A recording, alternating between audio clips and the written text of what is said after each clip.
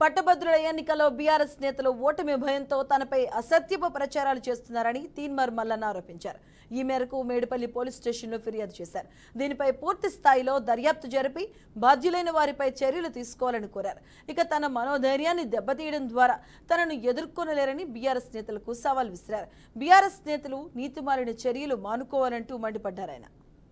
ఇవాళ BRS party ముఖ్యంగా KT Ramarao మొత్తం నైతిక విలువలు మర్చిపోయి దిగజారిపోయి సోషల్ మీడియాలో తప్పుడు ప్రచారాలు తప్పుడు వీడియోలు సృష్టిస్తూ అటు దూరదర్శన్ లోగోలను మార్ఫింగ్ చేసి ఆర్టీసీ లోగోలను మార్ఫింగ్ చేసి మొత్తం తెలంగాణ రాష్ట్రంలో అత్యంత క్రూరమైన నీతి దిగజారిపోయి మన కల్వకుంట్ల తారక రామారావు అండ్ బీఆర్ఎస్లోని కొంతమంది సోషల్ మీడియాలో పనిచేస్తున్నటువంటి వ్యక్తులు వ్యవహరిస్తూ ఉన్నారు.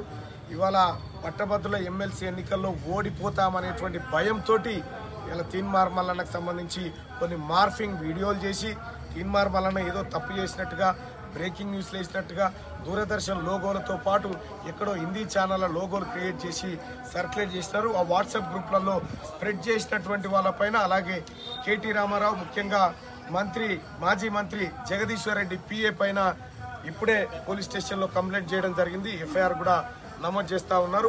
ఇంకా ఎవరెవరు ఇవి వాట్సాప్లో సర్క్యులేట్ చేస్తూ ఉన్నారో వాళ్ళందరిపైన కంప్లైంట్ చేయబోతా ఉన్నాం. ఫేక్ వీడియోలను ప్రచారం చేసినటువంటి వాళ్ళపైన ఖచ్చితంగా చట్టపరంగా చర్యలు తీసుకుంటా ఉన్నాం.